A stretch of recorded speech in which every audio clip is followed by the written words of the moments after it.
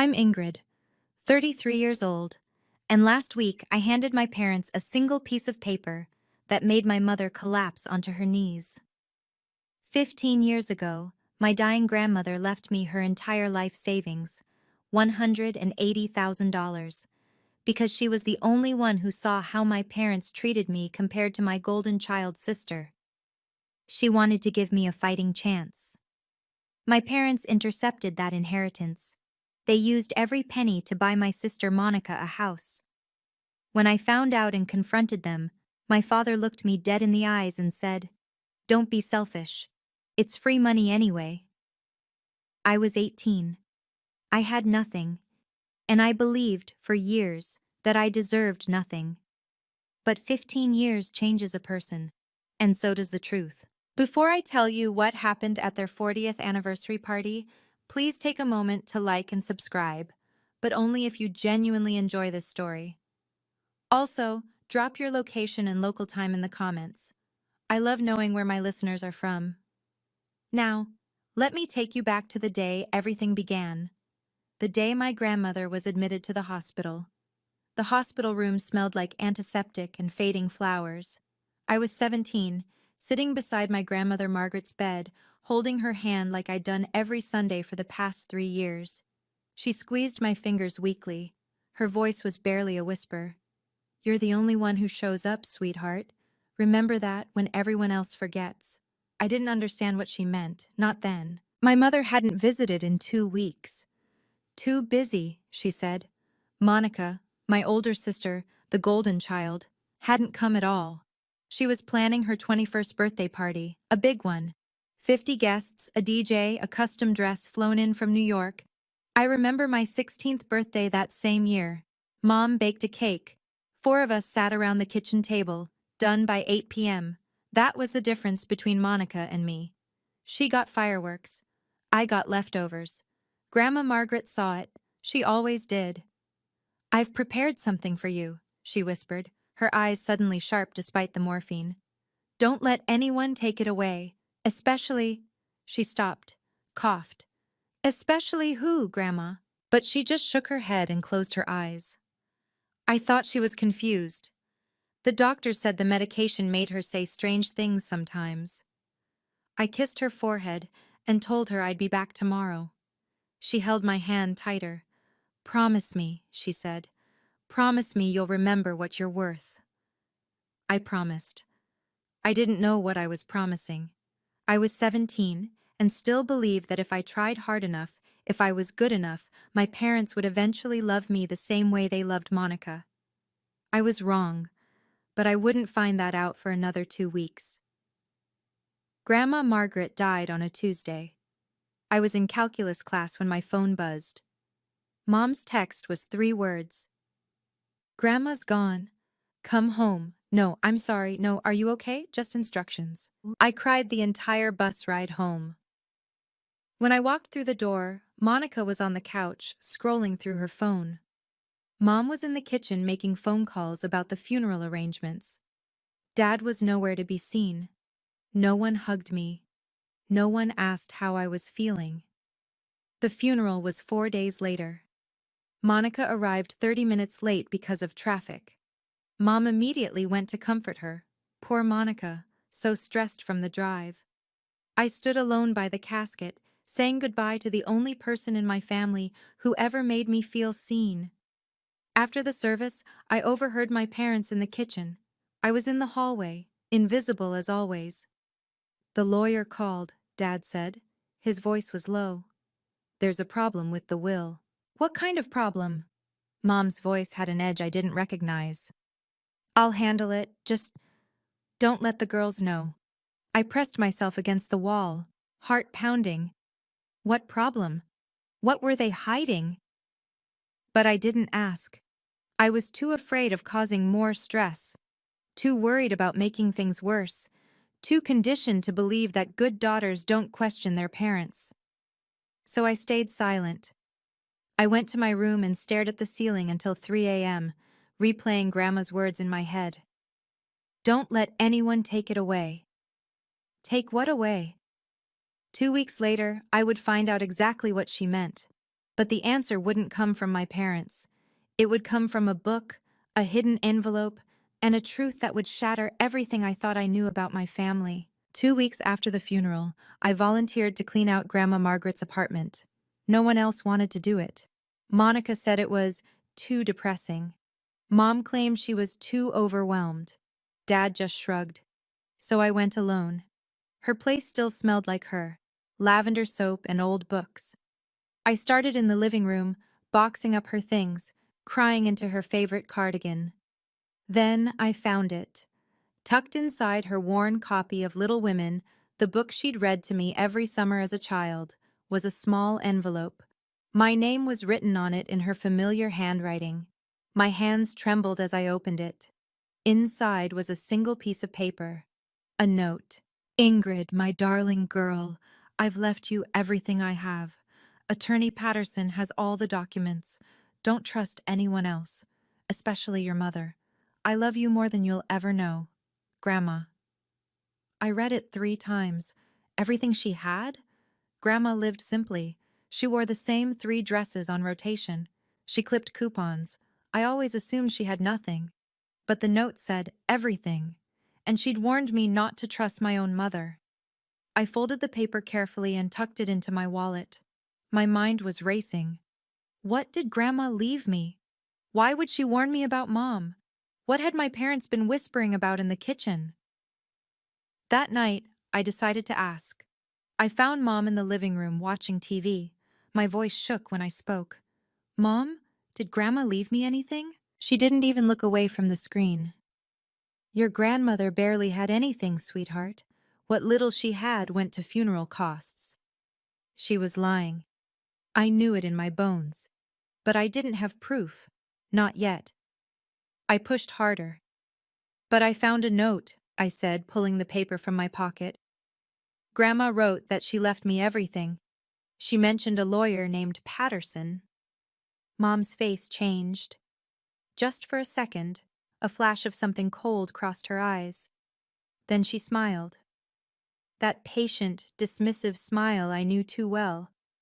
Sweetheart, your grandmother was very sick at the end. She didn't know what she was writing. It's her handwriting. She was lucid when... Are you calling me a liar? Mom's voice sharpened. Your grandmother just died, and you want to make this about money? My stomach dropped. The guilt hit me like a wave. I'm not trying to... After everything we've done for you. She shook her head. I can't believe my own daughter would accuse me of something so horrible. Dad walked in then. What's going on? Nothing, Mom said quickly. Ingrid's just tired. Aren't you, honey? I looked at Dad, hoping for something. An ally. An explanation. He just stared at me with that blank expression he always wore when Mom was handling things. Go to bed, Ingrid. You've had a long day. I went, but I didn't sleep. I lay in the dark, turning Grandma's note over in my hands. Don't trust anyone else, especially your mother. She'd known. Somehow, she'd known this would happen. I was 18 in 3 months. I had no money, no car, no allies. If I pushed harder, they'd turn Monica against me. They'd make me the villain, the ungrateful daughter who cared more about inheritance than family. So I made a decision. I would wait. I would survive. And when the time was right, I would find out the truth. It took me 7 years, but I never forgot. 6 months later, everything became clear. I was 18 now, freshly graduated from high school. College acceptance letters sat on my desk. Good schools, schools that could change my life, but they all required money I didn't have. That's when Monica made her announcement. We were at Sunday dinner, a rare family gathering. Monica was glowing, practically bouncing in her seat. So, she said, I have news. Mom and Dad bought me a house. I dropped my fork. A house? It's adorable. 3 bedrooms, big backyard, perfect for when Tyler and I get married. She held up her phone, showing photos. Look at the kitchen. I looked at my parents. You bought her a house? Dad nodded, chest puffed with pride. Your sister deserves stability. How much? I asked. Mom waved her hand. That's not important. How much? Dad's eyes narrowed. 180,000. We saved our whole lives for this. $180,000. The exact amount a person might call everything I have. My voice came out strangled. And what about my college tuition? Mom sighed. Ingrid, you know we don't have unlimited resources. You'll need to get scholarships, work part-time, lots of kids do it. But you just spent… Monica needs a home. You're young. You have time. I looked at my sister. She was still admiring the photos, oblivious to the bomb exploding in my chest. Congratulations, Monica, I said. My voice didn't even shake. I'd learned to hide my pain by then. That night, I did the math, the timeline, the numbers. Grandma died. 2 weeks later, there was a problem with the will. 2 months after that, my parents suddenly had enough money to buy a house. I wasn't paranoid. I was right. I couldn't sleep that night. Grandma's note burned in my wallet. Her warning echoed in my skull. The numbers didn't lie, $180,000, appearing from nowhere right after she died. The next morning, I found Dad in the garage, tinkering with his car. I stood in the doorway until he noticed me. The house, I said. Where did the money really come from? He didn't look up. I told you, savings. You've never had that kind of savings. Watch your tone. Was it from Grandma's estate? He stopped working, set down his wrench. When he turned to face me, his expression was stone. There was no estate. She had nothing. I found a note. She said she left me everything. She was confused. She wasn't confused. Drop it, Ingrid. I can't. I need to know. I said drop it. His voice went cold. Now. We stared at each other. For the first time in my life, I saw something in his eyes that scared me. Not anger, something worse. Fear. He was afraid of what I might find. Fine, I said. I'll drop it. I turned and walked away. But I didn't drop anything. That afternoon I told Monica about Grandma's note.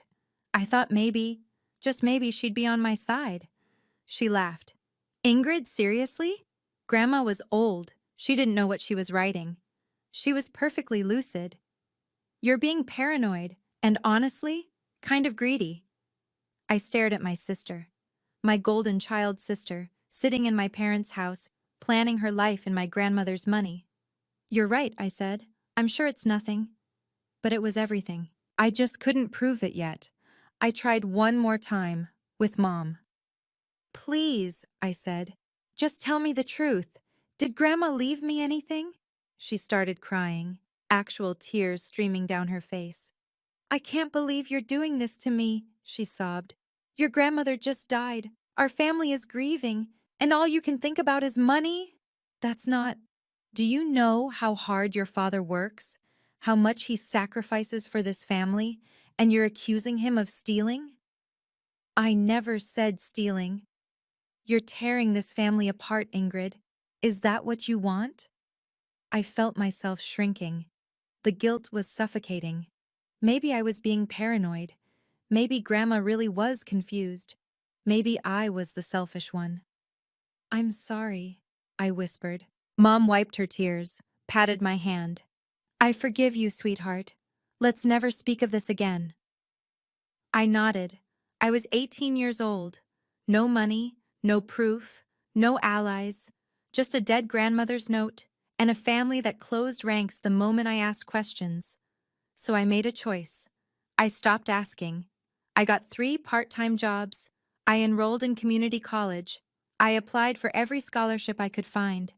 I moved into a tiny apartment with 2 roommates and started building a life that didn't depend on anyone. I didn't have proof. I didn't have money. I didn't have anyone. But I had time. And I had patience. Grandma Margaret told me to remember what I was worth. I decided to prove it. To myself, if no one else. I waited. 7 years. And then, one ordinary Tuesday afternoon, a letter arrived that changed everything. The return address read, Gerald Patterson, attorney at law. My grandmother's lawyer had finally found me. Let me fast forward, 7 years later. I was 25, working as a junior accountant at a mid-sized firm. I'd earned my degree through night classes while working full-time. I had a small apartment, a reliable car, and zero debt. I'd also had almost no contact with my family in 3 years. They stopped calling after I declined to attend Monica's wedding. I couldn't afford the flight, and no one offered to help. The letter came on a Tuesday. I remember staring at the return address for a full minute before opening it. Gerald Patterson, the name from Grandma's note. My hands shook as I unfolded the paper. Dear Ms. Dyer, I was your grandmother Margaret Hayes's estate attorney. I've been trying to locate you for several years. There are matters regarding her will that we need to discuss urgently. Please contact me at your earliest convenience. Respectfully, Gerald Patterson. I read it 5 times. Then I called the number. A receptionist answered, professional and crisp. I explained who I was. Mr. Patterson has been hoping you'd call, she said. Can you come in this week? I took the first available appointment. 2 days later, I sat in a leather chair across from a silver-haired man in his late 60s. His office smelled like old books and furniture polish. Diplomas lined the walls. Thank you for coming, Ms. Dyer, he said, folding his hands on the desk. I apologize it took so long to find you. Your parents made communication difficult. My throat tightened. What do you mean? He opened a folder. Inside were documents, official-looking, notarized. Your grandmother left you $180,000, he said. You were her sole beneficiary. The room tilted. That's not possible. My parents said, I know what your parents told you, and I know what they told me. Mr. Patterson slid the folder across the desk. Your parents told me you agreed to forfeit the inheritance, he said. That you wanted the money to go to the family. I was 17. No one told me anything. He nodded slowly. I was concerned about that. I tried to contact you directly. Your father said you were unwell, that you'd asked them to handle everything on your behalf. That's a lie. I suspected as much. He reached into a drawer. Which is why I kept these. Another envelope, larger, my name on the front in familiar handwriting. A letter your grandmother wrote for you, he said. She gave it to me with specific instructions. I was supposed to deliver it in person, only to you, but your parents intercepted every attempt I made. I took the envelope with trembling hands. There's also a copy of the original will inside, he continued. Notarized and witnessed. Legally, the inheritance was yours from the moment she passed.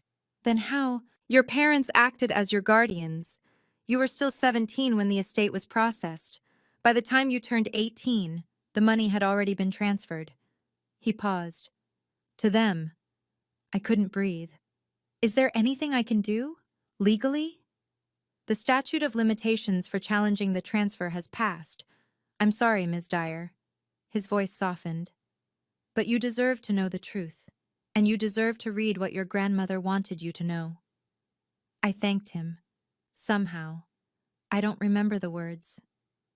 I drove to a park 3 blocks away, sat in my car, and opened my grandmother's letter. 20 minutes later, I was still reading, tears streaming down my face. And then I screamed. Not from sadness, from rage. Let me pause here for a second. I know some of you are thinking, why didn't you confront them immediately? Believe me, I thought about it. But I was 25, still rebuilding my life. I knew my parents would deny everything. So here's my question. If you were me, would you have confronted them right away? Or waited until you had undeniable proof? Comment 1 for confront, 2 for wait. And if you're enjoying this story, hit that subscribe button. It really helps. Now, back to what was in that letter. Grandma Margaret's handwriting filled 3 pages. I'll share the parts that matter most. My dearest Ingrid, if you're reading this, then I'm gone, and I can only hope this letter found its way to you despite your mother's interference. I know how they treat you. I've watched it for years. The way they pour everything into Monica and leave you with the scraps. The way they dismiss your achievements and celebrate hers. The way they've made you believe you deserve less. You don't deserve less. You deserve everything. This money is my life savings. I was never rich, but I was careful. For 40 years I put away a little each month. It was supposed to be for your mother, but I watched how she treats you, and I cannot reward that cruelty. You are the only one who visits me, the only one who listens, the only one who sees me as more than an obligation. This money is your escape, your education, your future. Don't let anyone take it from you, especially your mother. She will try. She has always resented how much I love you. Be stronger than she expects. Be braver than you think you can be. And remember, your worth is not determined by how your family treats you. I love you, my darling girl, more than words can say. Grandma. I sat in my car until the sun went down. My grandmother had seen everything. She tried to protect me from beyond the grave, and my parents had stolen that protection without a second thought. I could confront them now. I had evidence.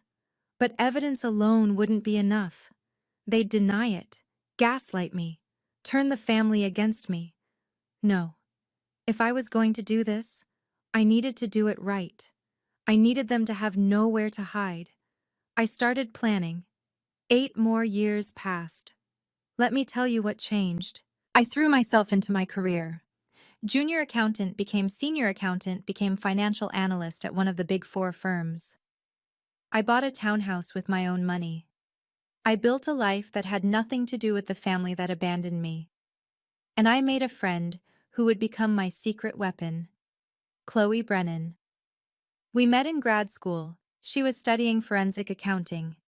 The kind of person who could trace money through a maze of shell companies and come out the other side with receipts. When I told her my story, she got that look in her eyes, the one that said, "Challenge accepted." "Let me dig," she said. "I'll find the paper trail." She did. Bank records showing $180,000 deposited into my parents' joint account 2 weeks after Grandma died. Transfer records showing the exact same amount going to a down payment on Monica's house 3 weeks later. Every dollar, traced and documented. Meanwhile, karma was doing its own work. Monica's marriage fell apart after 5 years. Her husband cheated. She sold the house, at a loss, because the market crashed. Moved back in with our parents. Dad made a series of bad investments, lost most of his retirement. Mom developed health issues that insurance didn't fully cover. They burned through their savings. Then they burned through their credit. Last year, they sold their house to pay off debts, moved into a small rental. I watched from a distance, didn't interfere, didn't help, didn't gloat. I just waited. And then, 6 months ago, my phone rang. A number I hadn't seen in years. Mom. "Ingrid, sweetheart, we need to talk." The trap was finally set. I just needed them to walk into it. Mom's voice was sweet. Too sweet. The same voice she used when she wanted something. "Your father and I are celebrating our 40th anniversary next month," she said. "We want to have a little party. Nothing fancy, just family and close friends." I waited. "The thing is, our apartment is so small now. And your place, I've seen photos on Monica's Facebook. It's beautiful, Ingrid, so spacious." There it was. "You want to have your anniversary party at my house?" "Well, yes, it would mean so much to us, family coming together again." I almost laughed. Family. After 15 years of silence, suddenly we were family again. "How many people?" "Oh, just 30 or so. I've already sent out the invitations." My grip tightened on the phone. "You already invited people? Without asking me?" "Sweetheart, you're our daughter. Family doesn't need to ask permission." Family doesn't need to ask permission. The same logic they'd used to steal my inheritance, the same entitlement that had shaped my entire childhood. I took a breath, steadied my voice. "When?" "Saturday the 15th, 2 o'clock." I let the silence stretch. Let her squirm. All right, Mom. You want Saturday? You've got Saturday. I could hear her relief through the phone. Oh, wonderful. I knew you'd understand. Blood is thicker than water, after all. It certainly is. I hung up. Then I called Chloe. It's happening, I said. I need everything ready. The financial breakdown, the will copy, and the restraining order application. You're really doing this? They invited 30 people to watch them beg me for help. The least I can do is give them an audience for the truth. Damn, girl. Remind me never to cross you. Just have everything ready by Saturday. The countdown began. Saturday arrived. I'd spent the week preparing.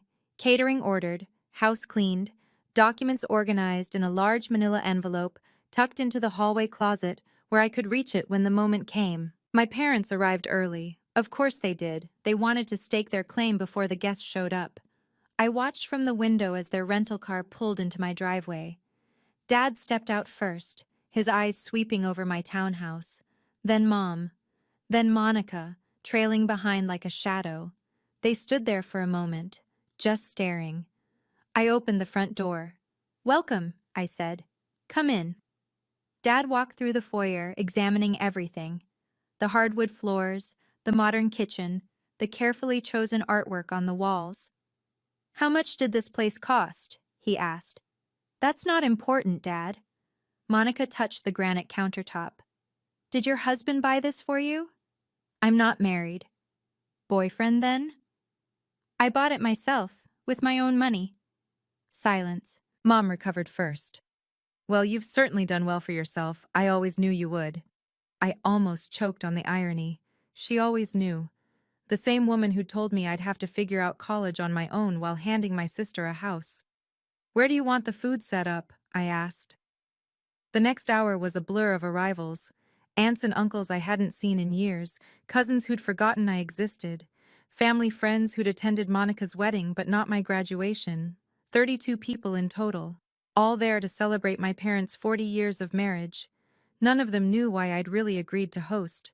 I circulated, smiled, played the gracious hostess, and waited. The envelope sat in the closet, patient as I'd been. Soon. The party was in full swing when Dad clinked his glass. The room quieted. Everyone turned toward him, champagne flutes in hand. Thank you all for coming, he said. 40 years. Can you believe it? Diane and I have been through so much together, good times and hard times. He paused, cleared his throat, and I saw it, that calculated vulnerability he'd perfected over decades of manipulation. As some of you know, we've faced some challenges recently. Financial setbacks, health issues. We've had to downsize. Sympathetic murmurs rippled through the crowd. Mom took his hand. Her eyes were already glistening with rehearsed tears. We actually have a small announcement, she said. We've lost our home. And we were hoping... She turned to look at me. Every eye in the room followed. We were hoping our daughter Ingrid might let us stay here, with her. Because family takes care of family. My stomach clenched. There it was. The ambush. The public guilt trip designed to make refusal impossible. She has this beautiful big house, Mom continued. And we're her parents. We raised her. Everything she has, she owes to us. Monica nodded eagerly. It's the least she could do, really, after everything Mom and Dad sacrificed. The guests were watching me now, waiting for the dutiful daughter to say yes, to fold under pressure, to be the good girl I'd always been trained to be. I set down my champagne glass. Is that so? I said quietly. Of course, sweetheart. Mom's smile was triumphant. Blood is thicker than water, you understand? I stood up. I understand perfectly, I said. And since we're making announcements in front of family, I have one of my own. I walked to the closet. The envelope was exactly where I'd left it. Time to end this. I returned to the living room, envelope in hand. The crowd watched in confused silence. You said family takes care of family, I said, my voice steady. I agree, which is why I've prepared a gift for you, Mom and Dad. I handed the envelope to my father. He took it slowly, brow furrowed, opened the flap, pulled out the papers inside. His face went white. "What is this?" he whispered. "Page 1, I said, "is an itemized financial statement. $180,000. The inheritance Grandma Margaret left specifically to me, plus 15 years of compound interest." Gasps rippled through the room. I heard someone whisper, "Inheritance?" Page 2 is a copy of Grandma's original will, notarized, witnessed, clearly naming me as her sole beneficiary. Mom grabbed the papers from Dad's hands. Her eyes darted across the text. "This is ridiculous," she stammered. "You can't prove—" "Page 3, I continued calmly, "is the bank records. Every dollar traced, your account, Monica's down payment, dates, amounts, routing numbers." Monica stepped forward. "What is she talking about?" "Your house," I said, turning to face my sister. "The one Mom and Dad bought you 15 years ago? That was my money, my inheritance. Grandma left it to me, and they stole it." The room erupted. Whispers became exclamations. Relatives looked at each other in shock. My great-aunt Helen, Grandma Margaret's sister, stood up from her chair. Her voice cut through the noise like a blade. "Diane, is this true?" My mother's mouth opened, closed, opened again. No words came out. I reached into the envelope and pulled out the final document. "And this," I said, "is a restraining order. You have 30 days to cease all contact with me." Mom collapsed onto her knees. I didn't flinch. Chaos erupted. Dad found his voice first. "This is ridiculous. You can't prove anything." "Page 5, Dad. Bank records don't lie. You fabricated these documents." "The bank provided them. So did the county recorder's office." I kept my voice level. "Everything is verified, time-stamped, legal." Mom was sobbing on the floor now, mascara running down her cheeks. "How could you do this to us? We're your parents." "You stole from me," I said simply. "I was 17. Grandma tried to give me a future. You took it." Monica stepped between us, her face twisted with anger. "You have no right." "To what? To tell the truth?" I looked at her steadily. "That house you lived in for 10 years? It was bought with money meant for my education. Every mortgage payment you didn't make, every comfort you enjoyed, that was mine. I didn't know." "Maybe. But you knew something was wrong. You just didn't want to ask questions." Great-Aunt Helen pushed through the crowd. Her voice trembled with barely controlled fury. "Diane, Richard, answer me. Did you steal this child's inheritance?" Dad's jaw worked. No sound came out. Mom just kept crying. The silence was its own confession. Helen turned to the other guests. 40 years I've known this family. 40 years I watched them treat Ingrid like an afterthought. I always wondered why Margaret left everything to her granddaughter instead of her own daughter." She shook her head. "Now I know." The guests began to murmur. Some looked at my parents with disgust. Others couldn't meet anyone's eyes. I picked up the restraining order from where Mom had dropped it. "You have 30 days, I said. After that, any contact will be reported to the police." Then I walked out of my own living room.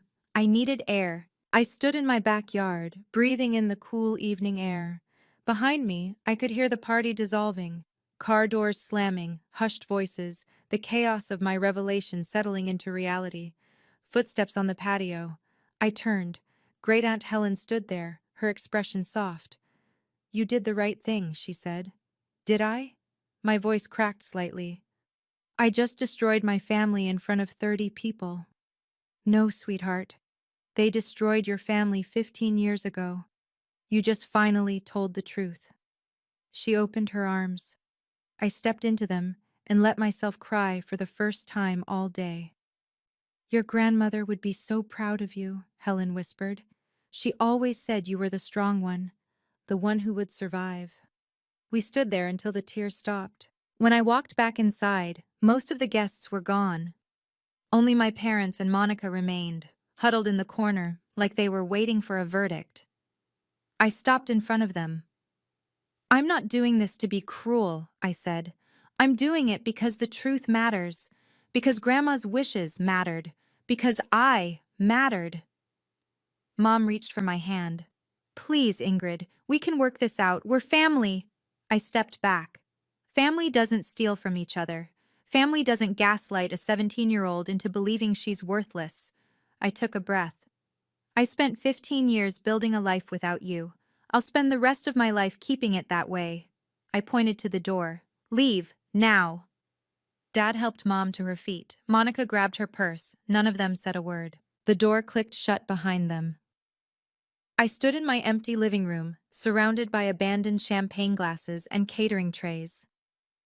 And for the first time in 15 years, I felt free. The fallout came in waves. The next morning, my phone exploded with messages. Relatives I hadn't spoken to in years. Some offering support, others demanding explanations. Aunt Helen called first. I want you to know, she said, that I'm cutting contact with your parents. What they did was unforgivable. You don't have to do that. Yes, I do. Margaret was my sister. She trusted them to do right by you. They betrayed that trust. Her voice hardened. Some things can't be forgiven. Within a week, I learned that 3 other relatives had done the same. Not because I asked, I didn't. They simply couldn't look at my parents the same way anymore. Then came the call I wasn't expecting. Monica. Her voice was small, hesitant, nothing like the confident golden child I'd grown up with. I didn't know, she said. I swear I didn't know where the money came from. Does it matter? It matters to me, she paused. I'm sorry, Ingrid, for everything, for the way I treated you, for not questioning where that house came from. I sat with that for a moment. I don't need your apology, Monica. What I need is for you to take responsibility for your own life. Stop expecting other people to fund your existence, she started crying. I didn't comfort her. That wasn't my job anymore. We're not going to have a relationship, I said. Not now. Maybe not ever. But if you really want to change, stop making excuses and start making choices. I hung up before she could respond. Some people found that cruel. But I'd spent 17 years being kind to people who used my kindness against me. I was done being a doormat. It was time to be something else. A survivor. 3 months passed. I got updates through Aunt Helen, who heard things through the family grapevine. My parents were living with a friend from Dad's old job, a temporary arrangement that was quickly wearing thin. They couldn't afford their own place. Social Security barely covered their basics. The calculated amount I'd shown them, $180,000 plus 15 years of interest, came to roughly $350,000. They didn't have a fraction of that. They'd burned through everything with bad investments, Monica's failed marriage, and years of living beyond their means. I never expected them to pay it back. That wasn't the point. The point was that they knew I knew, that everyone knew, that the truth was finally, irrevocably out in the open. The restraining order held. No contact, no letters, no ambush visits. For the first time in my life, I had legal protection from the people who were supposed to protect me. Some might call that sad. I call it freedom. I donated $20,000 to a scholarship fund for first-generation college students. I named it after my grandmother. The Margaret Hayes Memorial Scholarship. Every year it helps someone like me, someone who has to build their future from scratch because the people who should have helped chose not to. That felt right. That felt like something Grandma would have wanted. I didn't need their money. I'd built my own wealth, my own career, my own life. What I needed was for the lie to end, for the gaslighting to stop, for the truth to matter. And now it did. Not through revenge, not through cruelty, just through facts, documents, and the courage to speak them out loud. Some families break you. The best revenge is building yourself back up anyway. I want to pause here for a moment. A lot of you might be wondering, did I feel guilty? Did I regret exposing them in front of everyone? The answer is no. I didn't destroy my family. They destroyed it 15 years ago when they chose to steal from their own daughter. If you've ever had to set a hard boundary with someone who hurt you, comment boundary. I'd love to hear your stories, and if this resonated with you, please share it with someone who needs to hear it. Now let me tell you how this story ends. A year has passed since the anniversary party. I'm standing in my living room now, the same room where everything fell apart. But it doesn't feel haunted anymore. It feels like mine. On the shelf by the window, there's a photograph of Grandma Margaret. It's the only thing I kept from her apartment.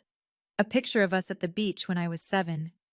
She's laughing, her arms wrapped around me, and I'm grinning so wide my eyes are practically closed. I talk to her sometimes. Is that strange? Probably, but I think she'd understand. I kept my promise, Grandma, I say to the photo. I didn't let them take what mattered most. Not the money. The money was gone the moment they took it. What mattered was the lesson she tried to teach me, that my worth wasn't determined by how my family treated me. It took me 15 years to learn that. 15 years of working 3 jobs, putting myself through school, building a career from nothing. 15 years of therapy to unpack the gaslighting and the guilt and the belief that I somehow deserved less. But I learned it. And now, standing in my own home, with my own success, surrounded by people who actually care about me, I finally believe it. I don't need my parents to acknowledge what they did. I don't need Monica's apology to be real. I don't need anyone's validation to know that I matter. I know it myself. That's what Grandma wanted for me. Not the money, though that would have helped. She wanted me to understand that I was worthy of love, of respect, of a future.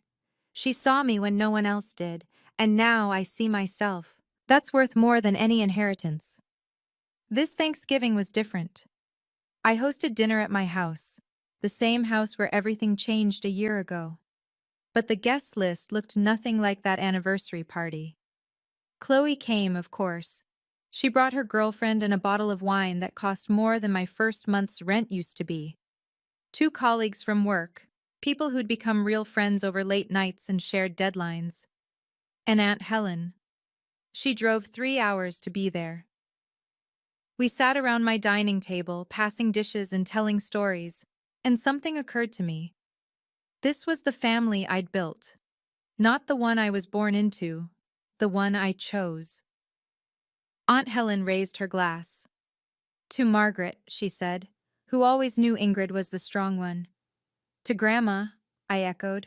After dinner, Aunt Helen and I washed dishes together, side by side at the sink, just like Grandma and I used to do. Do you miss them? She asked. Your parents? I thought about it. I miss the parents I wished they were, I said finally. The ones who would have loved me the same as Monica.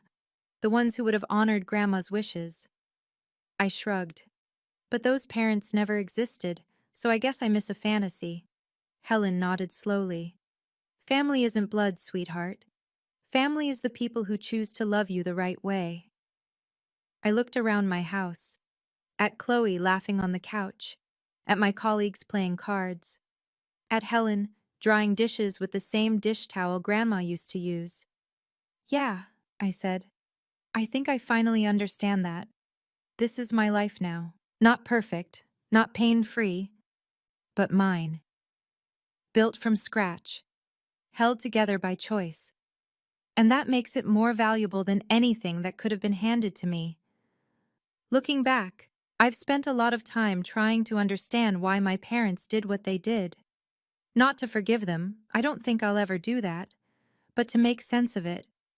Here's what I've come to understand after years of therapy and reflection. My parents weren't monsters. They were deeply flawed people who made a terrible choice and then spent 15 years rationalizing it. Monica was born premature. She spent her first 2 years in and out of hospitals. My parents developed an instinct to protect her, to give her extra, to compensate for those scary early days. By the time I came along, healthy and independent, they'd already decided that Monica was the one who needed more. And me? I was the easy one. The one who didn't cry. The one who figured things out on her own. They told themselves I would be fine, that I didn't need the same support. They were wrong. My mother resented her own mother for loving me more. That resentment curdled into justification when Grandma's money came. In her mind, she wasn't stealing, she was correcting an injustice, redistributing resources to the daughter who needed it. It's twisted logic, but it's human logic. That's the scariest part. And what about me? What was my weakness? I was afraid of conflict. I believed that if I was good enough, quiet enough, accommodating enough, my parents would finally see me. I spent 17 years trying to earn love that should have been given freely.